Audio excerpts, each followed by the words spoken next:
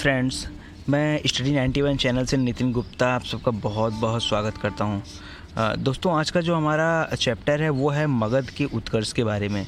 पिछले पार्ट में हमने ये पढ़ा कि 16 महाजनपदों का उदय कैसे होता है। इस पार्ट में हम जानेंगे कि उन 16 महाजनपदों में मगध ही क्यों उभरा। ठीक है, मगध ही क्यों आगे बढ़ा, मगध को हम क्यों इतिहास में बाकी 16 महाजनपदों में जितने महाजनपद थे उनके बारे में डिटेल से क्यों नहीं पढ़ते हैं, क्यों मगध के बारे में ही पढ़ते हैं। तो यहाँ पे धीरे धीरे मगध का उदय होता है, इसको हम डिटेल से पढ़ने वाले हैं। ठीक है दोस्तों, तो देखिए मगध राज्य का जो विस्तार है वह वर्तमान बिहार के दक्षिणी भाग में स्थित पटना और गया ज़िले में हुआ था। तो दोस्तों, जो बिहार का पटना और गया ज़िला है वहाँ पे मगध हुआ करता था अपने समय में। पुराने समय में वहाँ क्या होता था, मगध राज्य हुआ करता था। इसके उत्तर और पश्चिम में, उत्तर यानी ऊपर, ठीक है, और पश्चिम यानी इधर, ठीक है ना। तो उत्तर में और पश्चिम में क्रमशः गंगा और सोन नदी, देखिए यहीं पे दोनों का मिलन स्थल है। गंगा नदी से आके कौन सी नदी मिलती है, सोन नदी आके मिलती है। ठीक है, तो कई बार एग्जाम में क्वेश्चन आया है कि सोन नदी किस नदी में जाकर मिलती है, किसकी सहायक नदी है, तो आप किसकी बताएंगे, गंगा की। और कहाँ मिलती है, पटना के पास। ठीक है ना, तो गंगा और सोन नदी का संगम है। और दक्षिण में यानी नीचे की तरफ विंध्य पर्वत की श्रेणियाँ हैं। ठीक है ना, और पूर्व की ओर एक और नदी है, छोटी सी नदी है जिसका नाम है चंपा नदी, और उसके बीच में बसा हुआ क्या है, ये मगध साम्राज्य है। तो देखिए ना, तीन तरफ से नदियों से घिरा हुआ है और एक तरफ से पहाड़ से घिरा हुआ है। तो क्या सुंदर दृश्य है इसका। ठीक है, तो ये है, ये क्या था, मगध। ठीक है, देखिए यहाँ मैंने एक छोटी सी फ़ोटो बनाने की कोशिश की है। देखिए ये गंगा नदी जा रही है ऐसे, ठीक है, और इधर से सोन नदी आ रही है, ठीक है, इधर से चंपा नदी गई हुई मिल गई है जाके, और ये विंध्याचल की पहाड़ियाँ, और बीच में ही क्या है जो बसा हुआ राज्य, यही क्या है, मगध है। तो इसके आगे बढ़ने का एक तो सबसे अच्छा कारण यह था कि यहाँ के रहने वाले लोग ज़्यादा लगान दिया करते थे। अब आप सोचेंगे कि मैं ऐसा क्यों कह रहा हूँ। देखिए, आप बताइए कि क्या ये नदियों के दोआब में पड़ रहा है, नदी के दोआब में, ठीक है ना। गंगा और सोन नदी का दोआब है यहाँ पे। गंगा और सोन नदी का दोआब मीन्स होता है दोस्तों कि जो दो नदियों का तराई क्षेत्र होता है। ठीक है, जो दो नदियों का तराई क्षेत्र होता है, क्या है, दोआब क्षेत्र है। तराई क्षेत्र में क्या खेती ज़्यादा होगी, कृषि अधिक होगी। अगर ज़्यादा कृषि होगी तो लोग ज़्यादा कर भरेंगे राजा को, और कर को अगर ज़्यादा राजा को अगर कर मिलेगा तो राजा अपनी सेनाओं को, अपने खर्चों को, सबको बड़ा करेगा। यह भी एक वजह होती है जब जो क्या करती है, मगध को ऊपर उठाने में कामयाब रहती है। तो आप ही बताओ ना, आप, मैं अगर कोई चीज़ बता रहा हूँ तो देखिए कुछ रटने वाली बात नहीं है। ठीक है, आप सोचिए और सोच के बताइए, ठीक है, ये सही है कि नहीं। अगर गंगा नदी और सोन नदी के तराई भाग में ये मगध क्षेत्र बसा था, ठीक है, तो यहाँ के लोगों की ज़्यादातर कृषि लोग करेंगे, और फसल का मिट्टी उपजाऊ होने की वजह से जो फसल है वो भी ज़्यादा मात्रा में होगी, और फसल अगर ज़्यादा मात्रा में होगी तो कोई भी किसान अधिक मात्रा में कर देगा, और उससे राजा को ही फ़ायदा होगा। क्या होगा राजा को फ़ायदा, कि ओवरऑल राजा के राजस्व में वृद्धि होगी। और जब राजा के राजस्व में वृद्धि होती है तो राजा अपने सेना को बढ़ाता है। पुराने के समय में क्या होता था कि जब राजस्व में वृद्धि होगी तो सेना बढ़ाई जाएगी। ठीक है, तो आगे देखते हैं। इसकी सर्वप्रथम राजधानी जो थी वह दोस्तों राजगृह थी।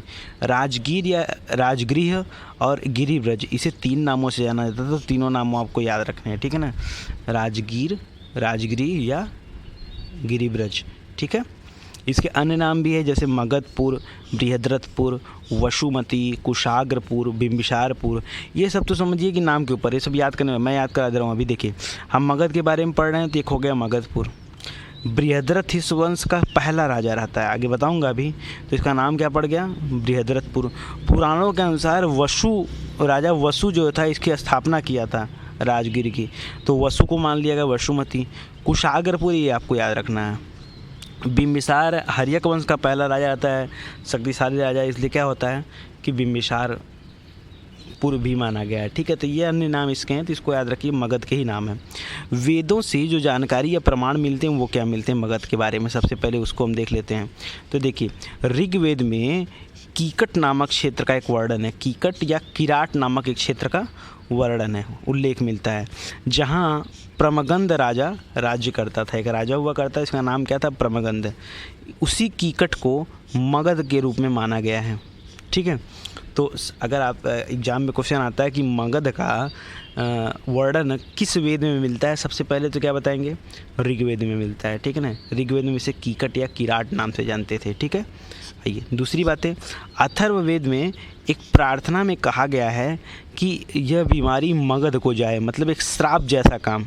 ठीक है ना, ठीक है ना, आपको वैसे ही पता होगा कि अथर्ववेद में जादू टोना, तंत्र मंत्र, ठीक ना, टोना टोटका, यही सब दिया गया है। ठीक है, तो यहाँ अथर्ववेद में एक प्रार्थना है, उस प्रार्थना में कहा गया है कि यह बीमारी मगध को जाए।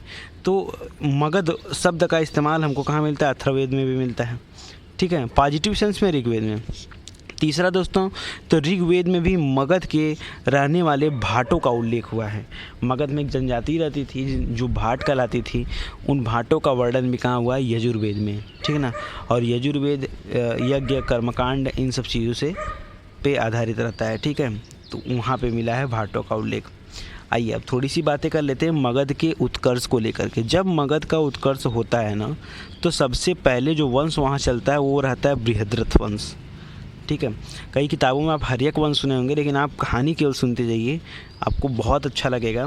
बहुत डिटेल में मैंने इसको कवर किया है और मज़ा भी आएगा। ठीक है, तो बृहद्रथ वंश, बृहद्रथ के बाद हर्यक वंश, हर्यक वंश के बाद शिशुनाग वंश, शिशुनाग के बाद नंद वंश। आइए कवर करते हैं, अपने आप ही सारी चीज़ें कवर हो जाएंगी। ठीक है ना, आगे बढ़ते हैं। तो सबसे पहले दोस्तों हम जानने जा रहे हैं बृहद्रथ वंश के बारे में। आइए तैयार हो जाइए थोड़ा सा मज़ेदार पढ़ाई के लिए। तो महाभारत और पुराणों की अगर हम बात करें, तो महाभारत और पुराणों में लिखा है कि मगध के प्राथमिक राजवंश की स्थापना बृहद्रथ नामक एक राजा ने की थी। ठीक है ना, तो आप कैसे याद रखोगे? आपको छोटी चीज़ें बताता हूँ। देखिए, बृहद्रथ ही मगध का पहला राजा था। ठीक है ना, और पहला राजा कौन था? बृहद्रथ। और किस्मत देखिए, बृहद्रथ ही मगध का अंतिम राजा भी है।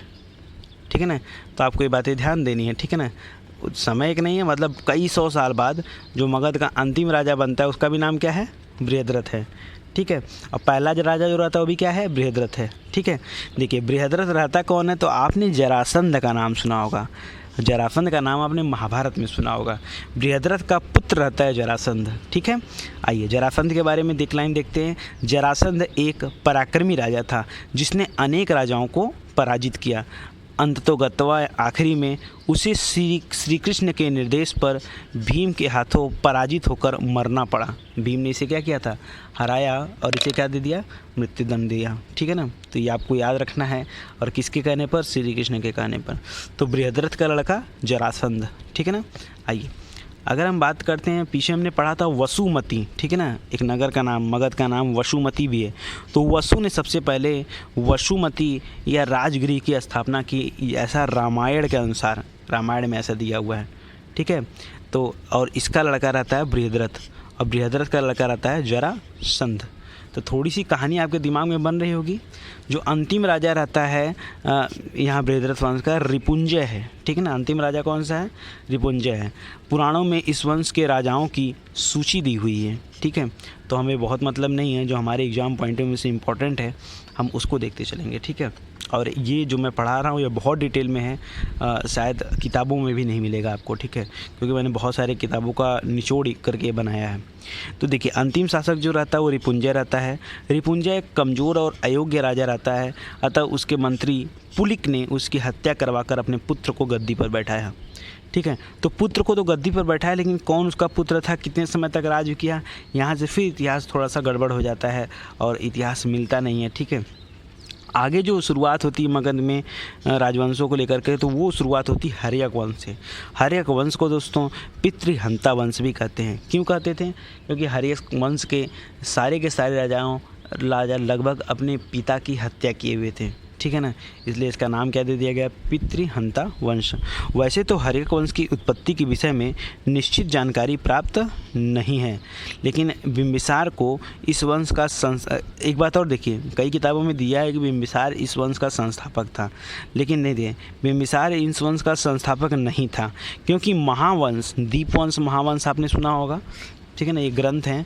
महावंश में कहा गया है कि उसके पिता ने उसे 15 वर्ष की आयु में उसका राज तिलक कर उसे गद्दी पर बैठा दिया। तो बताइए 15 वर्ष की आयु में अगर बिंबिसार राजा बन गया तो वो हर्यक वंश की स्थापना थोड़े किया हुआ है, ठीक है ना, वो हर्यक वंश की स्थापना थोड़े किया हुआ है। लेकिन चलिए हम मानते ही हैं नॉर्मली सर्वमत से कि हर्यक वंश का स्थापना कौन करता है, बिंबिसार करता है। तो आपको भी यही मान के चलना है, ठीक है।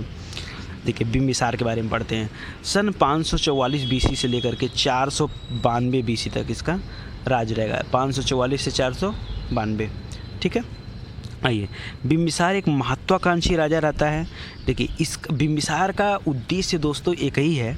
वो भी क्या उद्देश्य है कि किसी भी तरह जो मगध है उसका साम्राज्य विस्तार हो, लेकिन बिना युद्ध किए, ठीक है ना।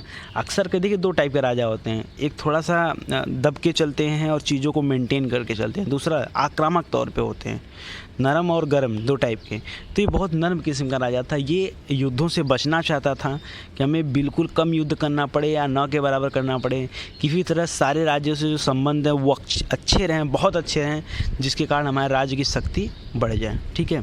तो ये एक बहुत ही महत्वाकांक्षी राजा था। इसने अपने राज्य को बढ़ाने के लिए एक चीज़ का सहारा लिया, वो क्या है, वैवाहिक संधियों का, वैवाहिक संबंध का, शादी कर करके, ठीक है।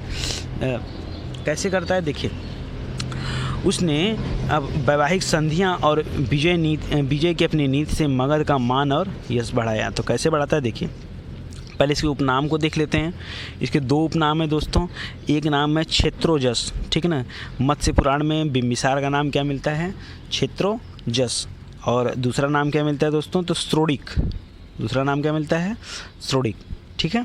क्षेत्रोजस और स्त्रोडिक मिलता है जैन साहित्य में। तो अक्सर करके स्त्रोडिक ज़्यादा एग्जाम में पूछता है, जिसको आप ज़्यादा ध्यान रखें, लेकिन क्षेत्रोजस भी याद रखिए, ठीक है, कभी भी आपके एग्जाम में पूछ सकता है। अगर हम धर्मात्मा के बारे में बात करते तो महात्मा बुद्ध को इसने बेलुवन नामक एक उद्यान प्रदान किया था, ठीक है ना, बेलुवन नामक उद्यान प्राप्त किया था, ठीक है दोस्तों। तो इसने महात्मा बुद्ध को बेलुवन नामक एक उद्यान भी प्राप्त कराया था या प्रदान किया था, ठीक है। आगे देखिए, अगर हम राजवंशों के वैवाहिक संबंध के बारे में बात करें तो इसका जो पहला विवाह हुआ था बिंबिसार का, वह लिच्छवी गणराज के शासक चेटक की पुत्री चेलना के साथ हुआ था, ठीक है दोस्तों। किसके साथ हुआ था, लिच्छवी गणराज के राजा चेटक की पुत्री चेलना के साथ हुआ था। दोस्तों अगर आपने हमारा 16 महाजनपद के उदय के बारे में नहीं पढ़ा है तो पहले आप उस वीडियो को देख लें, क्योंकि उसमें मैंने बहुत डिटेल में कवर किया कि 16 महाजनपद क्या थे और यहाँ के राजा कौन थे। तो हालांकि बात करते हैं ये, तो लिच्छवी गणराज के जो राजा रहते हैं चेटक, उनकी पुत्री रहती चेलना। तो च से चेटक, च से चेलना, चेटक की पुत्री चेलना। तो चेटक की पुत्री चेलना या छलना कहीं कहीं भी लिखा हुआ है, ठीक है ना। इनकी शादी होती है बिंबिसार से, ठीक है। और यह चेटक की 7 पुत्रियों में सबसे छोटी रहती है, सबसे छोटी रहती है। आगे चल के इसी का लड़का कौन होता है, अजात शत्रु होता है। पुत्र इसका कौन होता है, अजात शत्रु होता है। आइए छोटी सी कहानी आपके ऐसा दिमाग में डालता हूँ कि ये चीज़ याद हो जाए।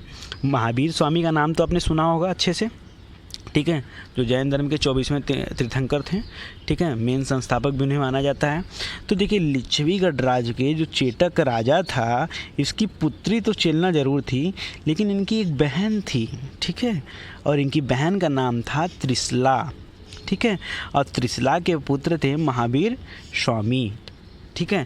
तो देखिए कितनी अच्छे से कहानी। तो बिंबिसार कौन हुआ, बिंबिसार उनका जीजा हुआ। कैसे हुआ, महावीर स्वामी का जीजा। देखिए महावीर स्वामी की मम्मी त्रिशला, मम्मी का भाई चेटक मामा, अब मामा की लड़की, तो मामा की लड़की सिस्टर हुई, ठीक है। तो चेलना क्या हुई, महावीर स्वामी की बहन।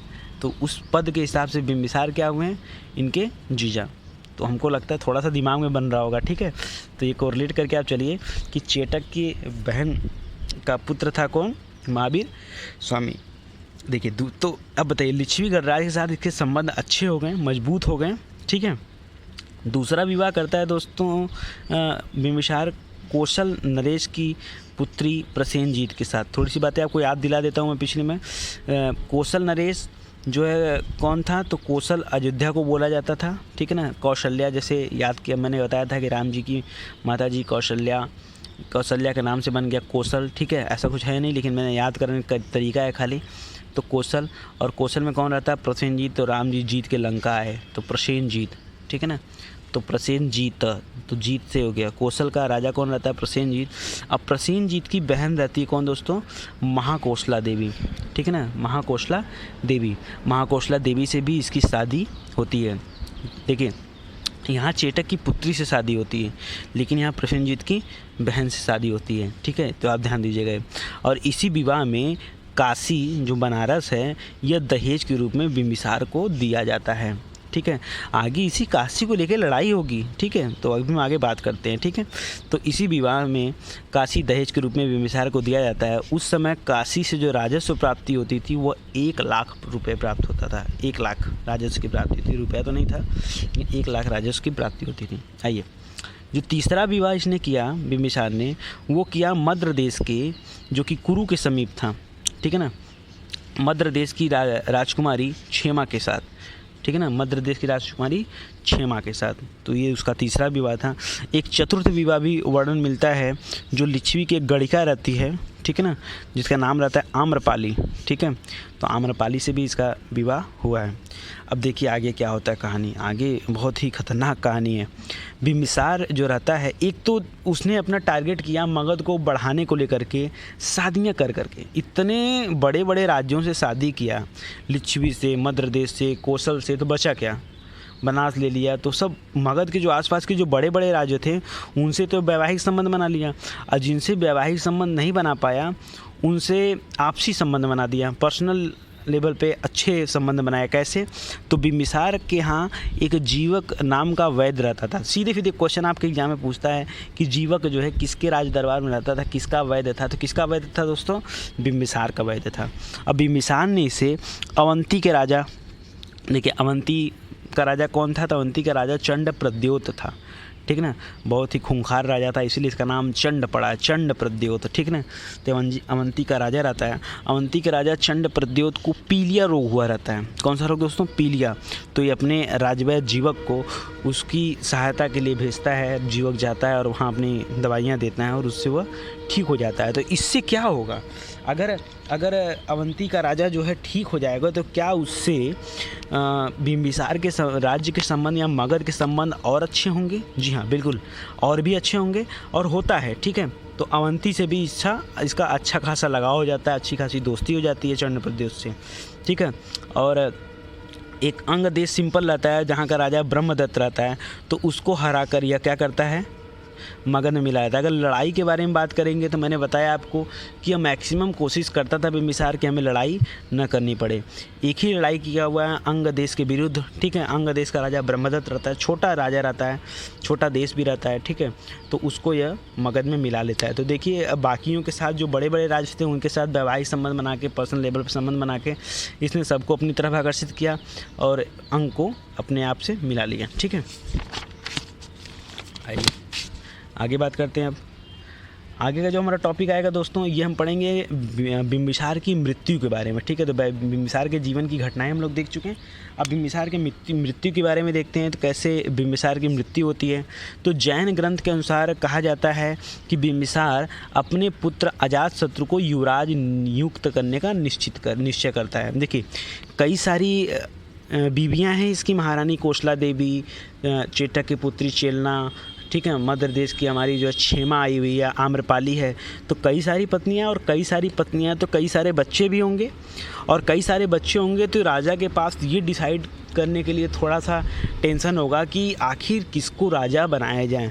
तो हालांकि अजातशत्रु जो चेटक की पुत्री थी चेलना, ठीक है ना, उसका जो लड़का रहता है बिंबिसार, ठीक है, उसको राजा बनाने के लिए निश्चय करता है।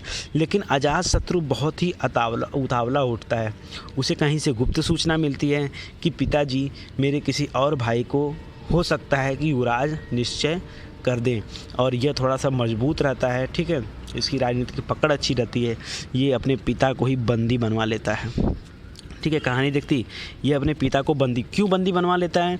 इसके पिताजी गलत नहीं रहते हैं तो इसके पिताजी तो चाहते हैं कि अजातशत्रु राजा बने, लेकिन कहीं से गुप्त सूचना उसे गलत प्राप्त होती है, गलत मिलती है, जहां उसको ये पता चलता है कि वो किसी और को राजा बनाने वाले हैं, और वो अपने पिता को बंदी बना लेता है और डाल देता है कारागार में। उस कारागार में जो रानी चेलना रहती है वो इनका देख रेख करती है। रानी चेलना ही इनकी माँ अजातशत्रु की, ठीक है। तो वो इनका राजा का देख रेख करती हैं। बाद में रानी ने बहुत समझाने के बाद अजातशत्रु को बताया कि वह अपने पुत्र से बहुत प्रेम करते हैं और तुमको ही राजा बनाने वाले थे, तुमने उनके साथ यह दुर्व्यवहार करके अच्छा नहीं किया। इसके बाद उसको भी पिता का प्रेम जाग जाता है और वो लोहे का डंडा लेकर बेड़ियों को तोड़ने के लिए भागता है। लेकिन बिम्बिसार जैसे ही उसे देखता है कि लोहे की बेड़ियाँ लेकर आ रहा है, वह डर जाता है कि फिर से कोई दुष्कर्म करने वाला है और वह जहर खाकर आत्महत्या कर लेता है, ठीक है। तो ऐसी बात कहाँ लिखे हुए मिलती है? जैन ग्रंथ के अनुसार। लेकिन जो सर्वमान्य तथ्य है वह यह तथ्य है कि उसने अपने पिता की हत्या स्वयं की, ठीक है। और इसके पीछे दोस्तों एक प्रेम विवाह भी छिपा हुआ है। तो उस प्रेम विवाह के बारे में पढ़ते हैं, थोड़ी सी मज़ेदार कहानी है। देखिए, जो बिम्बिसार रहता है ना, उसकी एक पत्नी रहती महाकोसला देवी, जो कौशल नरेश की बहन थी, मैंने बताया था आपको, ठीक है। कौशल नरेश की बहन, प्रसेनजीत की बहन, ठीक है। तो प्रसेनजीत की जो बहन रहती है महाकोसला देवी, उससे बिम्बिसार की शादी होती है, ठीक है। तो एक प्रकार से महाकोसला देवी बड़ी माँ हुई, बड़ी माँ, छोटी माँ, जो भी कर लीजिए अजातशत्रु का, ठीक है। इस प्रसेनजीत की पुत्री रहती है, उसका नाम रहता है वजीरा। इस वजीरा से उसको प्यार हो गया रहता है, ठीक है। और जब ये बातें प्रसेनजीत तो बिम्बिसार को पता चलती हैं, तो वो दोनों लोग नहीं चाहते हैं कि ये प्रेम विवाह हो, ठीक है। लेकिन अब इसी बात से वो अपने पिता से चिढ़ता है और शायद इसी बात के लिए उसने पिता की हत्या कर दी हो, ठीक है ना। बिम्बिसार की मृत्यु के पश्चात कौशल नरेश जो प्रसेनजीत रहता है, ठीक है ना, इसने काशी गांव जो दान दिया था, जिसका 1 लाख राजस्व आता था, वह गांव वापस ले लेता है। और जैसे गांव वापस लेता है, अजातशत्रु क्या हो जाता है? टेंशन में आ जाता है कि एक बात बताओ, तुमने गांव वापस क्यों लिया, ठीक है। और फिर क्या हो जाती है? लड़ाई शुरू हो जाती है, छिड़ जाती है लड़ाई, और फिर से यही बात युद्ध का कारण बनती है, ठीक है। यही बात क्या बनती है दोस्तों? युद्ध का कारण बनती है। और फिर क्या होता है? अजातशत्रु ने कौशल पर हमला कर दिया। कई बार हमले होते हैं, कभी अजातशत्रु जीतता है, कभी प्रसेनजीत जीतता है, लेकिन फाइनली जो होता है उस युद्ध में अजातशत्रु हार जाता है। लेकिन हारने के बाद भी वह क्या करता है? वह वजीरा से विवाह कर लेता है और फिर से काशी ग्राम उसे दान दे दिया जाता है, ठीक है। और फिर से कहानी आगे बढ़ती है, ठीक है। आइए थोड़ा सा और आगे चलिए और अच्छे से इसको देखते हैं, कवर करते हैं। फिर जो होता है दोस्तों, जो अजातशत्रु रहता है ना, अगला राजा अजातशत्रु आ गया। पिताजी की तो कहानी ख़त्म हो गई, ठीक है ना। नाम उनका याद रखिएगा, श्रोडिक नाम जो है वो इम्पोर्टेंट है, ठीक है। और इसका नाम रहता है कुड़िक, श्रोडिक और कुड़िक। तो वो 544 BC से कितने थे? 544। कैसे याद करेंगे? 544। तो 544 BC से लेकर के कई लोग 1992 में पैदा हुए होंगे यहाँ पे जो वीडियो देख रहे होंगे, ठीक है, इस एज के। तो आप ऐसे कुछ बना लीजिए, कुछ है नहीं, 492, ठीक है ना। तो 492 तक आएंगे और ये 492 से 460 तक चलेंगे। देखिए, इसी के राज्यकाल में हर्यक वंश अपने गौरव को प्राप्त करता है, अपने मतलब शिखर पे पहुंचता है। अब देखिए, इसकी कहानी में 2-3 चीज़ें मैं बता दूं अलग से, एकदम ग्राफ टाइप में मैंने बना दिया ताकि आपको जल्दी याद हो जाए। अजातशत्रु की एक पत्नी रहती है पद्मावती, ठीक है ना। अजातशत्रु की पत्नी का नाम क्या है? पद्मावती। अब पद्मावती ही सारे देशों के खिलाफ इसका कान भरती है कि उसे क्या करना चाहिए, और ये उसी की इशारे पे काम करता है। तो पद्मावती करती क्या है दोस्तों? इधर देखिए, एक कौशल राज्य रहता है, ठीक है। तो वही उन्होंने पीछे बताया, कौशल में प्रसेनजीत राज्य करता है, वहाँ उसकी पुत्री वजीरा है। तो कैसे लड़ाई होती है, कैसे प्राप्त करता है, कैसे इसकी शादी होती है, ठीक है। तो ये देखिए आपने, अंत में कौशल के सेनापति वहाँ के सिंहासन से उतार दिया जाता है। फाइनली जो कौशल रहता है, वहाँ का सेनापति, वहाँ के सेनापति ने वहाँ का राजा जो प्रसेनजीत रहता है उसको वहाँ से उतार देता है। और जैसे ही उतार क्या देता है, प्रसेनजीत एक्चुअली बुद्ध के शरण में गए हुए थे, क्योंकि वृद्धावस्था में चले गए थे। ये बुद्ध के शरण में जाते हैं ऐसे ही थोड़ा मन की शांति के लिए। जब वो छोड़ के जाते हैं तो कौशल में विद्रोह हो जाता है। उस विद्रोह के दौरान जब इन्हें पता चलता है प्रसेनजीत को, जब वो वापस आते हैं राज्य में, तो ये सहायता मांगने के लिए जा रहे होते हैं अजातशत्रु के पास, क्योंकि अभी भी इनकी पुत्री जो वजीरा है उसकी शादी यहाँ हुई है। तो ससुर है ना, तो ससुर अब सहायता मांगने के लिए जा रहे होते हैं, लेकिन रास्ते में सर्दी लगने के कारण इनकी मृत्यु हो जाती है। मृत्यु होने के बाद फिर कौशल की जो गद्दी रहती है वो खाली हो जाती है, ठीक है। और अजातशत्रु कौशल को अपने राज्य में मिला रहता है। देखिए अंग जो है उसको ब्रह्मदत्त को मार करके बिंबिसार ने पहले ही मिला लिया है। अब बड़े राज्य में कौशल भी मिल गया, ठीक है। तो काशी और कौशल ये दोनों को दोनों अब क्या हो गए, मगध में ऐड हो गए। तो मगध का साम्राज्य विस्तार हो रहा है, इसीलिए मगध के बारे में पढ़ते हैं। वैशाली की अगर बात कर लें दोस्तों, ठीक है, तो वैशाली की जो रहती है वो लिच्छवी की राजधानी रहती है, ठीक है ना। और वैशाली में लिच्छवी लोग रहते हैं। वैशाली में बिंबिसार के 2 पुत्र और रहते हैं जिसका नाम है हल और बेहल, ठीक है ना। तो हमने बताया कि बिंबिसार ने कई शादियाँ की थी, तो उसके 2 और पुत्र रहते हैं जिसका नाम है हल और बेहल। हल बेहल को बिंबिसार क्या करता है, अपने हाथी शेषनाग तथा मोती की 18 लड़ियों की माला इनको दे दिया रहता है, ठीक है ना, ऐसे गिफ्ट के तौर पर। और अजातशत्रु क्या करता है, इसी हल बेहल से इनकी मांग करता है। लेकिन ये हल बेहल चले जाते हैं कहाँ पे, वैशाली चले जाते हैं और वहाँ के राजा के जो है उसमें आ जाते हैं, अंडर में आ जाते हैं। और वहाँ मतलब कि अब इनसे मांगना मतलब कि वैशाली के ऊपर हाथ डालने के बराबर था, ठीक है। तो लेकिन अजातशत्रु डरता नहीं, अजातशत्रु भिड़ जाता है, ठीक है, कि हम देख लेंगे चाहे जो भी राज्य हो। तो वैशाली इसे साथ इसके कई बार युद्ध होते हैं। अंत में क्या होता है कि वैशाली को, देखिए वैशाली बहुत बड़ा गणतंत्र रहता है, बहुत बड़ी सेना इसकी रहती है और वैशाली को हरा पाना इतना आसान नहीं रहता है। बाद में अजातशत्रु को लगता है कि कुछ ना कुछ गेम करना चाहिए। अजातशत्रु ने अपने एक मंत्री आता है वस्ताकर, उसको सिखा पढ़ा के भेजता है। उसका मंत्री यह लोगों को दिखाता है कि राजा से हमारा क्या हो गया, झगड़ा हो गया, राजा ने हमें राज से निष्कासित कर दिया है। और फिर क्या होता है कि वह वैशाली चला जाता है। वैशाली के राजा ने उसे बुला लेता है, उसे शरण देता है वस्ताकर को, और लगभग 3 साल तक उस राजा की शरण में रहकर वस्ताकर क्या करता है, गुप्त सूचनाओं को धीरे धीरे अजातशत्रु को देता है। इस वैशाली के ऊपर कब्जा करने में अजातशत्रु को लगभग 16 साल लगता है, लेकिन फाइनली अजातशत्रु क्या करता है, वैशाली को जीत करके मगध में मिला ही लेता है, ठीक है। तो पूरी कहानी होती है। तो वैशाली, काशी, कौशल, मगध तो ही है, ये भी मिल जाते हैं, ठीक है। आगे देखिए, अवंती का जो राजा रहता है दोस्तों, चंड प्रद्योत, जिसके यहाँ जीवक को भेजा गया था, बिंबिसार ने भेजा था पीलिया को ठीक करने के लिए। तो इससे क्या होगा, एक बात बताइए, अगर चंड प्रद्योत बिंबिसार का दोस्त था और बिंबिसार की हत्या अजातशत्रु ने कर दिया, तो चंड प्रद्योत को क्या लगेगा, चंड प्रद्योत को अच्छा लगेगा, बुरा लगेगा? चंड प्रद्योत को जरूर बुरा लगेगा कि यार अजातशत्रु गलत है, क्योंकि अजातशत्रु ने अपने पिता की हत्या कर दी, उसका पिता अच्छा व्यक्ति था। तो चंड प्रद्योत से हमेशा वो क्या करता था, लड़ने की सोचता था, ठीक है। हालांकि कोई वर्णन नहीं है कि उसने अवंती पर लड़ाई किया कि नहीं किया, ठीक है। आगे चल के जो चंड प्रद्योत रहता है वृद्धावस्था में चला गया था, उसकी मृत्यु हो जाती है, फिर से क्या करेगा, कब्जा कर लेगा किस पे, अवंती के ऊपर। अवंती भी आके मिल जाती है कहाँ पर, मगध में। आइए, वैशाली से जब उसकी लड़ाई होती दोस्तों, तो उसने स्पेशल टाइप के रथों का इस्तेमाल किया है, महाशिलाकंटक। महाशिलाकंटक का इस्तेमाल दोस्तों आपने बाहुबली मूवी में देखा होगा। जो बाहुबली की पहली पार्ट थी, उसमें जो बड़े बड़े पत्थरों को फेंकने वाले, जो गोल वाले पत्थर थे ना, जिसमें कपड़ा लगा के फेंकता है, ठीक है, वो जो बड़े बड़े पत्थर फेंकने वाली मशीन थी, वही महाशिलाकंटक थी। उसका सबसे पहले इस्तेमाल किसने किया था, अजातशत्रु ने किया था। यह एक प्रकार का अपक्षेपी अस्त्र था, जिससे बड़े बड़े पत्थर शत्रु पर फेंके जाते थे।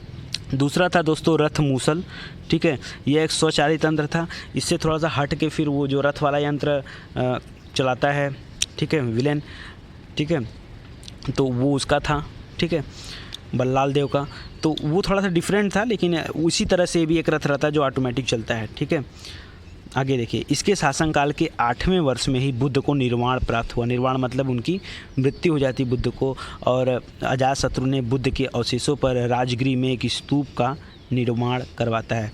पहले तो ये बुद्ध के विरोधी रहता है, लेकिन बाद में क्या हो जाता है, बुद्ध का अनुयायी बन जाता है, और राजगृह अपनी जो राजधानी रहती है वहीं पर ये स्तूप का निर्माण करवाता है, ठीक है, 8वें वर्ष में, शासनकाल के 8वें वर्ष में, ठीक है ना, 383 BC में, 483 BC में, 483 BC में दोस्तों बुद्ध की मृत्यु हुई है। और अब पहली जो बौद्ध महासभा होगी वो भी कौन कराएगा, बौद्ध महासभा भी यहीं पे राजगिरी में सप्तपर्णी गुफा में कौन करवाएगा, ये जो है करवाता है अजातशत्रु, ठीक है। आइए, तो देखिए प्रथम बौद्ध महासभा जो कि राजगिरी में हुई थी, राजगिरी के सप्तपर्णी गुफा में हुई थी, वो यहीं पे होती, इसी के शासनकाल में होती है। और यहीं पे सुत्त पिटक और विनय पिटक जो बुद्ध की शिक्षाओं का संकलन है, ठीक है, उनको लिखा जाता है। तो बुद्ध पिटक और विनय पिटक, ये दोनों पिटक कहाँ बने हुए थे? प्रथम बौद्ध महासभा में, जब अजातशत्रु का टाइम पीरियड था उस समय बने हुए थे। और इसकी भी हत्या आगे चल के इसके पुत्र ने कर दिया है, जिसका नाम उदयभद्र या उदायन था, ठीक है ना। इसने अपने बाप को मारा, बिंबिसार को, ठीक है, और इसके पुत्र ने इसे मार दिया, ठीक है। तो उदायन या उदयभद्र इसके बाद जो है राजा बन जाता है। उदयभद्र का जो टाइम पीरियड चलता है दोस्तों, ये 461 से लेकर के 445 BC तक है, ठीक है, 461 से 445 BC तक, ठीक है। आगे देखिए क्या होता है।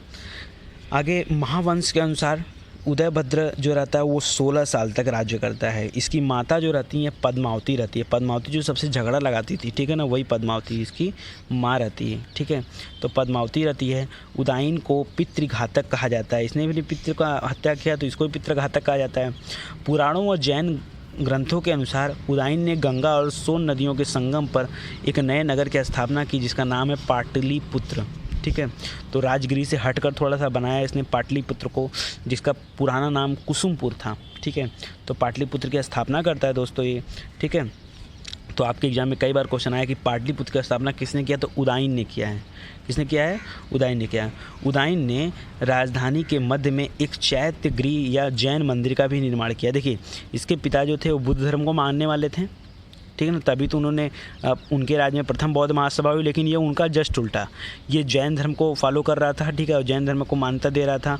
और वहाँ पे अपने राजधानी के मध्य में एक चैत्य गृह या जैन मंदिर भी बनवाया। उसके पिता ने राजधानी के मध्य में, जो राजगिरी राजधानी थी उसके मध्य में एक स्तूप बनवाया था, ठीक है, और इन्होंने क्या बनवाया? चैत्य गृह या मंदिर बनवाया। अवंती का जो राजा था वो उदायन का बड़ा शत्रु था और इसी ने उदायन को मारने का षड्यंत्र रचा था, ठीक है। पुराणों के अनुसार उदायन ने नंदीवर्धन और महानंदिन राजा बने। उदायन के बाद कौन राजा बनता है? नंदीवर्धन और महानंदिन। किंतु परिशिष्ट पर्वन, ये भी एक ग्रंथ है, उसमें बताया गया है कि उदायन का कोई भी उत्तराधिकारी नहीं था। हालांकि इसके 3 पुत्र देखने को मिलते हैं, जिनका नाम रहता है अनिरुद्ध, मुंडक और नागदासक। अनिरुद्ध, मुंडक और नागदासक, ठीक है। तो इसके 3 पुत्र मिलते हैं। ये तीनों लोग मिलकर काफ़ी समय तक शासन करते हैं, थोड़े समय तक, ठीक है। 445 BC से लेकर 412 BC तक लगभग मिलकर शासन करते हैं, थोड़े थोड़े क्षेत्रों को बांट करके, ठीक है। उदायन के पश्चात जो नागदासक रहता है वो कुछ समय तक राज्य करता है, किंतु बाद में जनता ने इन पितृहंताओं को शासन से उतार करके शिशुनाग नामक एक योग्य अमात्य को राजा बना दिया, ठीक है ना। किसको राजा बना दिया? तो दोस्तों शिशुनाग को राजा बना दिया, ठीक है। तो शिशुनाग अब क्या हो जाता है? राजा बन जाता है और यहीं से स्थापना होता है शिशुनाग वंश का, ठीक है। तो शिशुनाग वंश की स्थापना जो होती है वो कब से कब है? तो अब ये चलेगा शिशुनाग वंश 412 BC से 394 BC तक, ठीक है। तो तकरीबन जो है 20 साल के आसपास, ठीक है ना, 18-20 साल के आसपास तक चलेगा शिशुनाग वंश। तो इसकी जो स्थापना किया था ये शिशुनाग ने किया था, ठीक है ना। किसको हटाने के बाद? नागदासक को हटाने के बाद। तो देखिए वहाँ पे नाग था, नागदासक, नाग 10 लेगा शिशु को, शिशुनाग। तो नागदासक के बाद क्या है? शिशुनाग है। इसकी सबसे बड़ी सफलता थी कि अवंती जो राज्य था उसको जीत कर उसे मगध राज्य में मिला लिया। इसके अलावा जो वत्स राज्य था, वत्स दोस्तों इलाहाबाद को बोला जाता था, ठीक है, वत्स को भी किसने मिलाया था? इस शिशुनाग ने मिलाया था। तो काशी तो पहले ही था, कौशल को मिलाया था अजातशत्रु ने, अंग को बिंबिसार ने, और उधर वैशाली को जीत करके जिसको 16 साल लगा था, जिसमें महाशिलाकंटक और रथ मूसल जैसे रथों का प्रयोग किया, तो वो भी मिलाया अजातशत्रु ने। और आगे जो अवंती है और वत्स है, ये दोनों को भी मगध में कौन मिलाता है? तो शिशुनाग मिलाता है। और इसने अपनी राजधानी बदल दी। देखिए वो उन लोगों ने राजधानी उदायन से पहले तक तो जो राजधानी थी वो राजगिरी में थी। उदायन के टाइम पीरियड में राजधानी पाटलिपुत्र में आ गई, ठीक है। और इसके समय में राजधानी कहाँ शिफ्ट हो गई? वैशाली शिफ्ट हो गई, ठीक है ना, वैशाली शिफ्ट हो गई।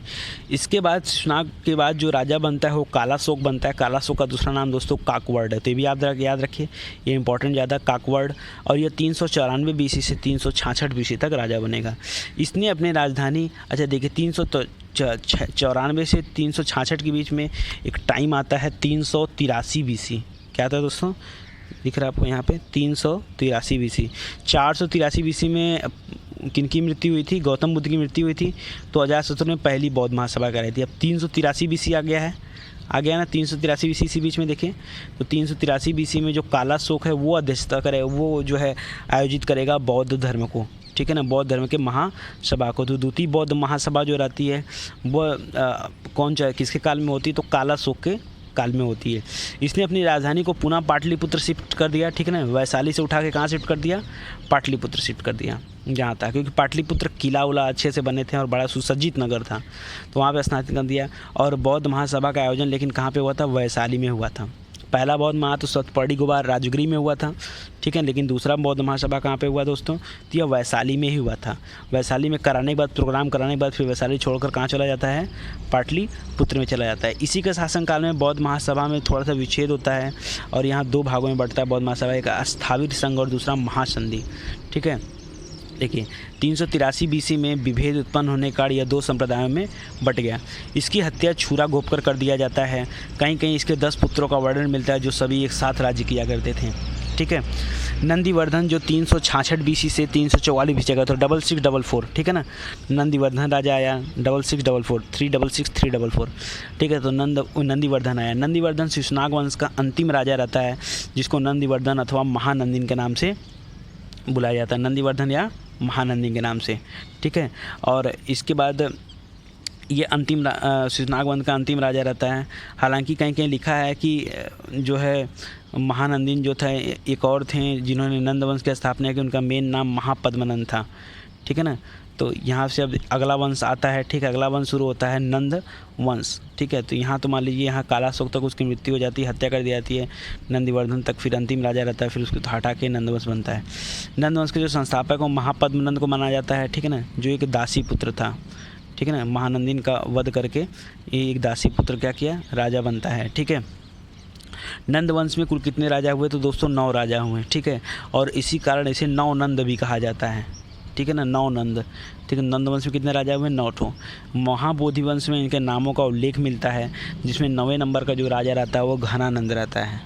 9वें नंद का राजा कौन सा है? घनानंद। यही जो है चाणक्य की बेइज्जती करता है और चाणक्य फिर चंद्रगुप्त मौर्य के साथ इसको हरा करके मगध पे राजवंश एक नया बनता है, मौर्य वंश, ठीक है। तो आगे भी देखेंगे उसके बारे में, एक पेज और है थोड़ा सा उसको कवर कर लेते हैं। तो महानंद के बारे में देख लेते हैं। महापद्मनंद दोस्तों 344 बीसी से 322 बीसी। दोस्तों एक चीज़ और मैं आपको बता दूं, देखिए यहाँ 3 महानंदी का जो टाइम था वो 330 मतलब 366 से 344 था, 366 से 344, अब उसका 344 से 322। तो देखिए 2 2 4 4 6 6, तो ये थोड़ा सा आपको याद करने में मदद करेगा टाइम पीरियड को, ठीक है। तो 344 बीसी से 322 बीसी तक किसका शासन रहता है? महापद्मनंद का। यह पूरे मगध साम्राज्य का सबसे शक्तिशाली राजा था। कौन? महापद्मनंद, सबसे शक्तिशाली राजा, ठीक है ना। कौन था दोस्तों? तो महापद्मनंद था। इस बार प्रथम बार इसने कलिंग की विजय की, ठीक है, और वहाँ एक नहर भी खुदवाई, जिसका उल्लेख कलिंग शासक खारवेल अपने हाथी गुम्फा अभिलेख में करता है। हाथी गुम्फा अभिलेख दोस्तों में पहली बार भारतवर्ष शब्द का वर्णन मिला है, ठीक है ना। तो कई बार एग्जाम में आता है कि भारतवर्ष शब्द का इस्तेमाल सबसे पहले किस अभिलेख में मिलता है? तो हाथी गुम्फा अभिलेख, ठीक है। हाथी गुम्फा अभिलेख दोस्तों कलिंग से मिला था और खारवेल ने इसे बनवाया था। कलिंग का जो शासक रहता है खारवेल बताता है कि महापद्मनंद ने कलिंग की विजय की थी। आगे जो है फिर से कलिंग की विजय कौन करेगा? अशोक करेगा, ठीक है ना। देखिए पुराणों में महापद्मनंद को सर्व छत्रांतक कहा जाता है या क्षत्रियों का नाश करने वाला।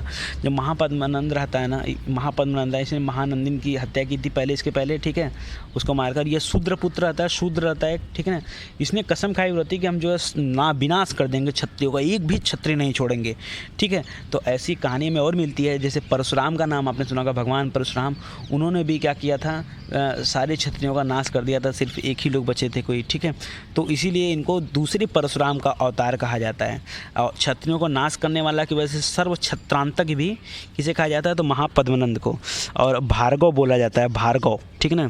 एक और उपनाम इनका भार्गव, यानी दूसरे परशुराम का अवतार भी किसे कहा जाता है? इन्हीं को कहा जाता है, ठीक है दोस्तों। आगे आइए।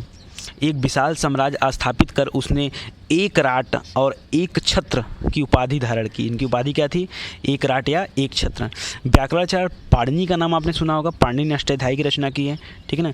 तो व्याकरणाचार्य जो पाणिनि रहते हैं वो इसके मित्र रहते हैं, इन्हीं के शासनकाल में रहते हैं और वर्णन करते हैं। कई जगह इसका वर्णन मिलता है कि महापद्मनंद के बाद जो सेनाएं थीं वो कितनी थी, थोड़ा आप देख लीजिए, थोड़ा आपको अच्छा लगेगा। 20,000 तो अश्वरोही थे, घोड़े से चलने वाले सैनिक, 2 लाख की पैदल सेना, ठीक है ना, 2000 4-4 घोड़ों वाले रथ और 3000 से अधिक हाथी, ठीक है। तो आप देख सकते हैं कितनी विकराल सेना, 3000 से अधिक हाथी, 2 लाख के सैनिक, 20,000 अश्वरोही, ठीक है। तो कितने होते हैं, इतनी बड़ी सेना लेकर महापद्मनंद रहता था, इसलिए सबसे शक्तिशाली राजा इसे कहा जाता था। तो इस नंद वंश में तो एक्चुअली में 9 राजा हुए, ठीक है, और हमको बीच के सारे राजाओं के बारे में नहीं पढ़ना है, ठीक है। इसके बाद पहला राजा और 9वां राजा कौन सा था? तो घनानंद था दोस्तों। यह नंद वंश का अंतिम सम्राट था। जनता पर अत्यधिक कर लगाने के कारण जनता इससे क्या थी? असंतुष्ट थी। इसने कर की मात्रा बहुत बढ़ा दिया था, ठीक है ना, और इसी से जनता क्या हो गई थी? असंतुष्ट थी, ठीक है। और आगे चल के ये भी एक बड़ा कारण बनता है विद्रोह का, ठीक है। नंद वंश के शासन में जैन धर्म का जो है प्रचार प्रसार हुआ। ये लोग जैन धर्म मत के जो है पोषक थे। घनानंद जो है जैन अमात्य शकटाल व स्थूलभद्र के साथ था, ठीक है ना, शकटाल और स्थूलभद्र, ठीक है ना। आगे देखिए, वर्ष उपवर्ष वररुचि कात्यायन जैसे विद्वान भी इसी काल में थे। तो देखिए वररुचि यहाँ से और कात्यायन, ये 2 तो आप याद ही कर लीजिए, आपके एग्जाम में पूछता है कि वररुचि और कात्यायन विद्वान किस काल में थे? तो ये नंद वंश में थे, ठीक है। और पाणिनि तो थे ही, वो तो महान है, ठीक है। और 325 BC में दोस्तों इसी के समय में सिकंदर आक्रमण करता है भारत की तरफ, लेकिन जो है मगध के साम्राज्य की तरफ नहीं आ पाता। नहीं तो उसकी सैनिक देख रहे हैं, ठीक है, बहुत विशाल लड़ाई होती, पता नहीं क्या होता। भारत का इतिहास तो आज कुछ और होता, ठीक है। 325 BC में सिकंदर आक्रमण करता है, लेकिन लास्ट में जो है ब्यास नदी, रावी नदी के पार से फिर वो लौट जाता है, ठीक है। फिर क्या होता है, ब्यास के पास से लौटना है, फिर उसका 322 BC में दोस्तों चंद्रगुप्त मौर्य ने अपने गुरु चाणक्य की सहायता से घनानंद की हत्या कर वहाँ पे मौर्य वंश की नींव डाली, ठीक है ना, और वहाँ स्थापना हो जाता है आगे चल के मौर्य वंश की। तो बहुत डिटेल में दोस्तों हम लोग मौर्य वंश के बारे में पढ़ेंगे आगे चल के, ठीक है। एक बार फिर से मैं आपको याद दिला दूँ कि सबसे पहले हम लोगों ने पढ़ा बिंबिसार के बारे में। बिंबिसार की हत्या हो जाती किसी तरह वैवाहिक संबंध करके, वो समझ लीजिए राज्यों को विस्तार करता है, लेकिन अजातशत्रु फिर आता है, ठीक है ना, अजातशत्रु आता है। अजातशत्रु की जो है रहता है, फिर अगला आता है हमारा कौन सा आता है, ये 2 तो हमारे हो जाते हैं किसके? हर्यक वंश के, ठीक है। उसके बाद उदायन आता है, ठीक है ना, तो उदायन की भी मृत्यु भी किसी तरह हो जाती है, ठीक है। तो ऐसे करते करते पहले तो हर्यक वंश चलता है, ठीक है ना, फिर कौन सा वंश चलता है? शिशुनाग वंश चलता है, इसकी स्थापना शिशुनाग करता है। आगे कालाशोक जिसको काकवड़ कहते हैं वो भी राजा बनता है, ठीक है। तो ये पहला नाग शिशुनाग, फिर जो है काकवड़, कालाशोक, ठीक है, द्वितीय बौद्ध महासभा उसके में होती है। फिर आगे चल के लास्ट में महानंदिन रहता है, उसकी हत्या महापद्मनंद ने कर देता है। तो महापद्मनंद में 2 लोग हम लोग को आ गए, महापद्मनंद और घनानंद। दोस्तों अगर आपको वीडियो अच्छा लगा हो, मैंने बहुत डिटेल्स इसको कवर किया बहुत अच्छे से, आगे आप और भी देखिए, मैं मौर्य काल का इतिहास लाऊंगा। इसी तरह मैं पूरा वीडियो बनाऊंगा दोस्तों, कुछ भी नहीं छोड़ूंगा, ठीक है। जितने इंपॉर्टेंट आएंगे वो सारे कवर मैं करूंगा। आप पढ़ने के बाद क्वेश्चन ज़रूर सॉल्व करिए, एक भी क्वेश्चन बाहर नहीं जाएगा, क्योंकि देखिए जब पढ़ाई अगर आपने किया है ढंग से, ठीक है, पूरे इतिहास को जाना है, तो फिर कोई क्वेश्चन बाहर से थोड़े आएगा, कहीं अलग से क्वेश्चन बन जाएगा। अरे यहीं ना क्वेश्चन बनेगा, एक राट की उपाधि कौन धारण किया? तो महापद्मनंद। सर्वछत्रांतक कौन धारण किया? तो महापद्मनंद, ठीक है। क्षत्रियों से बैर था, इसको मार दिया सारे क्षत्रियों को, ठीक है। तो ये सब क्वेश्चन बनते हैं इसके छोटे छोटे। सिकंदर ने किसके समय में आक्रमण किया? तो घनानंद। वररुचि जो है कात्यायन जैसे विद्वान किस काल में हुआ करते थे? तो नंद वंश, आपको याद रखना है, नंद वंश में होते थे, शिशुनाग वंश नहीं, ठीक है, बिंबिसार वाला नहीं, हर्यक नहीं। तो यही सारा चीज़ में क्वेश्चन बनेगा। और कहाँ से क्वेश्चन बनेगा? अंग देश को किसने विजित किया था? तो अंग देश को ब्रह्मदत्त को हरा करके बिंबिसार ने विजित किया था। तो यही सब क्वेश्चन है जो आपको एग्जाम में बनते हैं। तो बहुत बहुत धन्यवाद दोस्तों। अगर आपको अच्छा लगा हो तो आप प्लीज़ वीडियो को शेयर करिए, चैनल को सब्सक्राइब करिए। बहुत बहुत धन्यवाद आपका, थैंक यू।